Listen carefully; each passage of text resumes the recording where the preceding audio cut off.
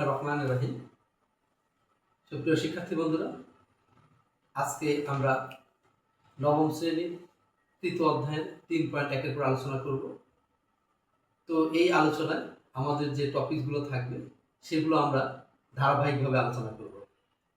চলো বন্ধুরা, আমরা সেই আমাদের প্রয়োজনীয় টপিকগুলো ধারাবাহিকভাবে আলোচনা শুরু করি।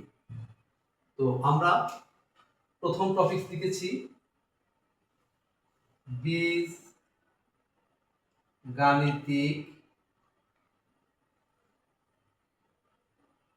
রাশি।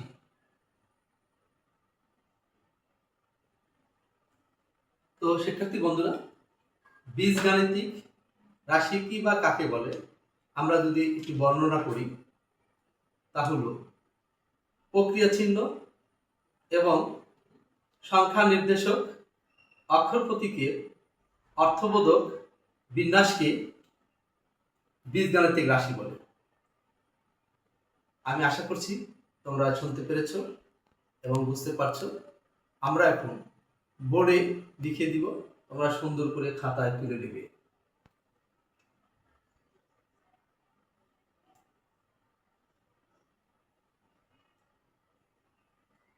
প্রক্রিয়া চিহ্ন এবং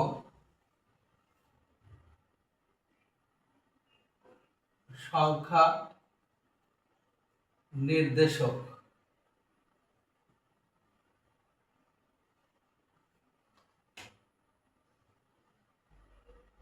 অক্ষর প্রতীক এর অর্থবোধক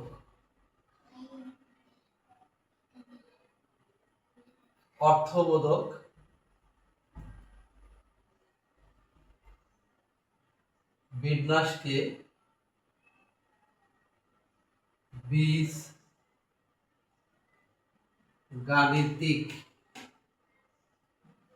রাশি বলে। যেমন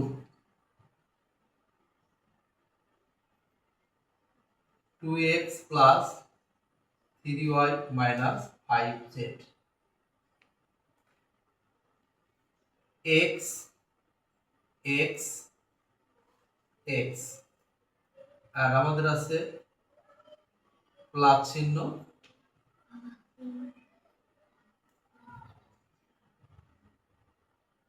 এই দুটো হলো আমাদের প্রক্রিয়া চিহ্ন।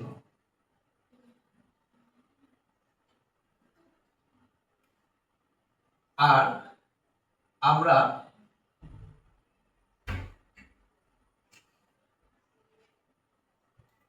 এটা হলো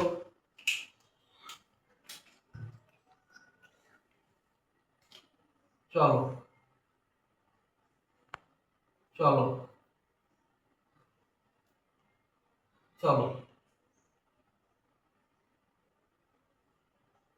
আর বুঝতে পারছি আমরা শিক্ষার্থী বন্ধুরা, এখানে এক্স ওয়াই জেড হলো চলক, প্লাস মাইনাস এই দুটা হলো প্রক্রিয়া চিহ্ন, 2 3 5 এটা হলো ধ্রুবক।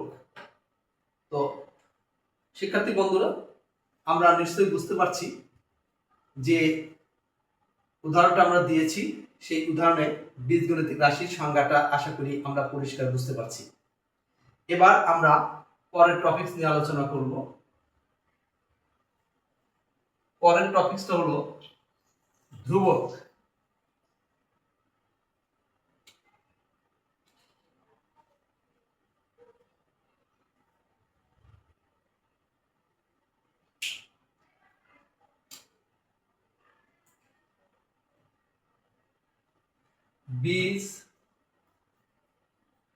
বীজগাণিতিক রাশিতে ব্যবহৃত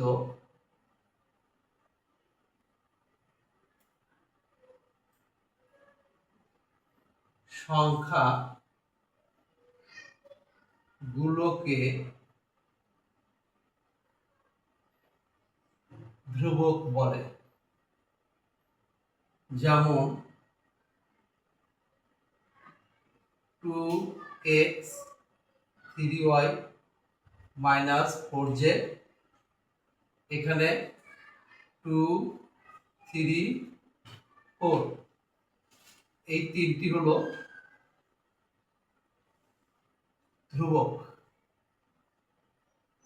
আশা করি শিক্ষার্থী বন্ধুরা আমরা ধ্রুবক কি বা কাকে বলে বোর্ডে যে সংজ্ঞাটা আমরা লিখে দিয়েছি এবং এক্সাম্পল দিয়েছি তা থেকে আমরা অবশ্যই পরিষ্কার বুঝতে পারছি। তো আমরা পরের টপিকস, আমাদের 3 নম্বর টপিকস নিয়ে আলোচনা করব। 3 নম্বর টপিকসে আমাদের আছে হলো চলক।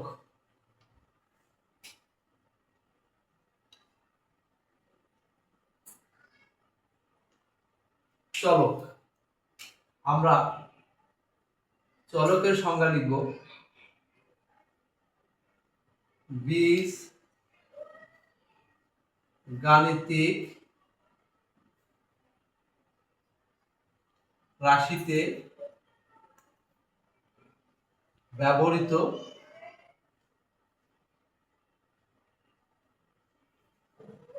অক্ষর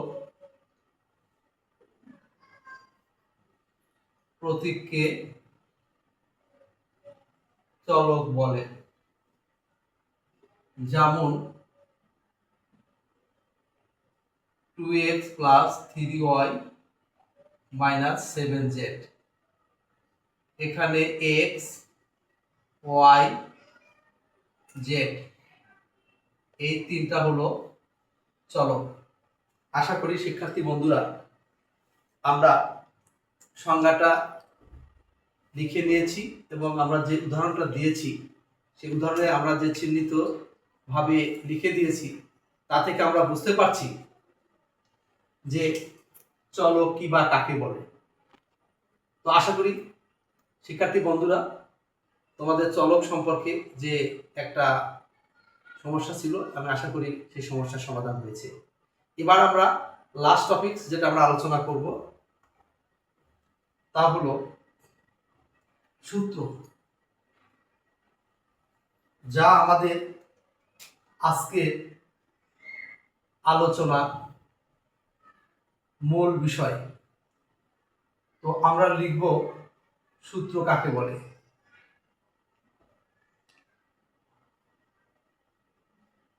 বীজ গাণিতিক রাশি দ্বারা প্রকাশিত যে কোনো সাধারণ নিয়ম বা সিদ্ধান্তকে সূত্র বলে। যেমন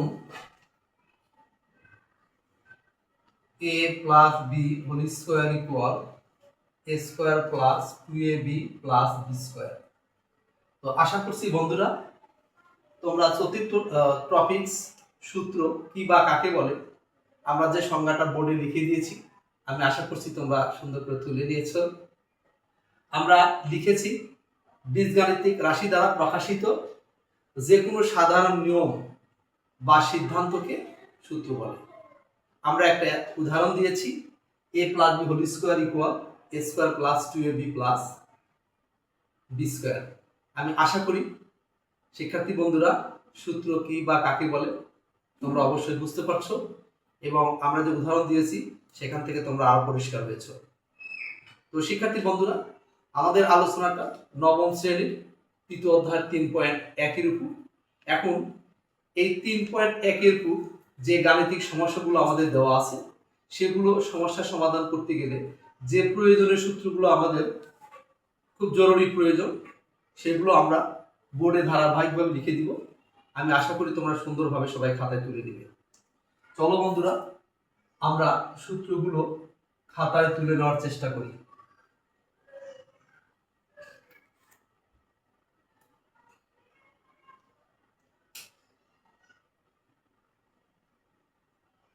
a plus B whole square equal a square plus 2ab plus B square.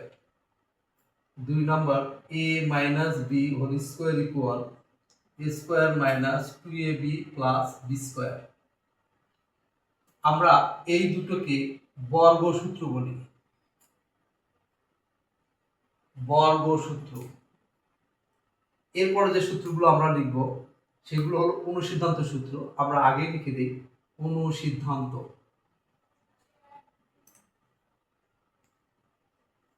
অনুসিদ্ধান্ত সূত্র।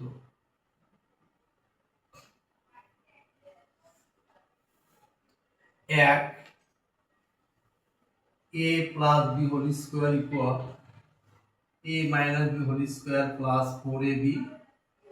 2, a minus B whole square equal a plus B whole square minus 4ab। 3, a square plus B square equal a plus B whole square minus 2ab। 4 number a square plus B square equal a minus B whole square plus 2ab। 5 number a square plus B square equal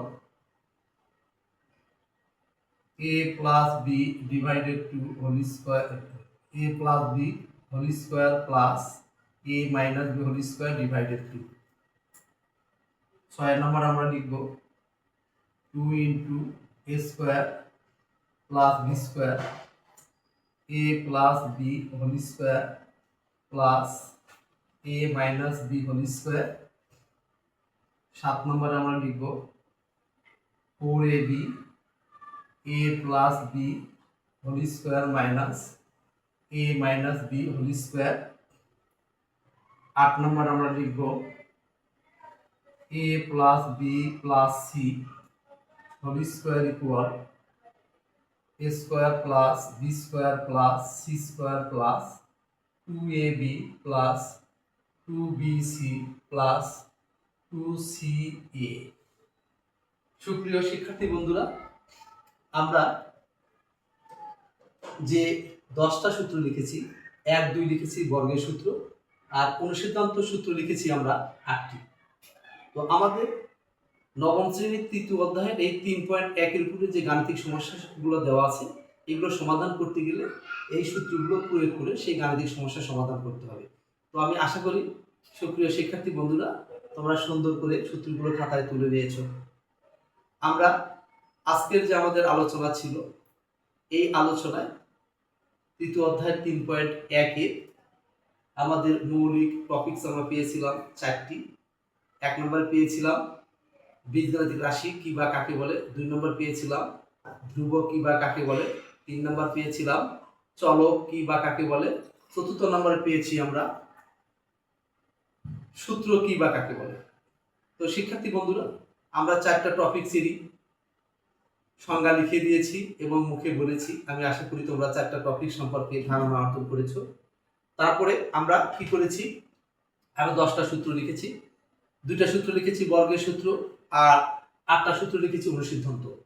আমরা এই 3.1 এর যে গাণিতিক সমস্যার সমাধানগুলো করব, তা এই সূত্রগুলো ব্যবহার করেই আমরা ইনশাআল্লাহ করব।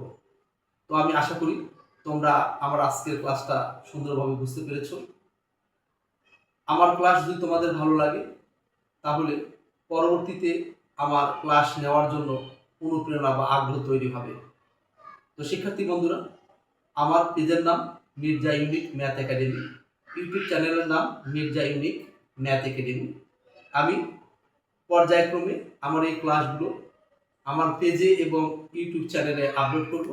তোমরা সেখানে দেখে লাইক কমেন্ট করলে আমার ক্লাস নেওয়ার প্রতি আরও বেশি বেশি আগ্রহ এবং অনুপ্রেরণা তৈরি হবে। আমি আশা করি তোমরা আমার ক্লাসগুলো ধৈর্য সহকারে দেখবে, শুনবে, বোঝার চেষ্টা করবে। এই উদাত্ত আহ্বান রেখে আজকের মতো এই ক্লাসের এখানেই সমাপ্তি ঘোষণা করছি। আল্লাহ হাফেজ।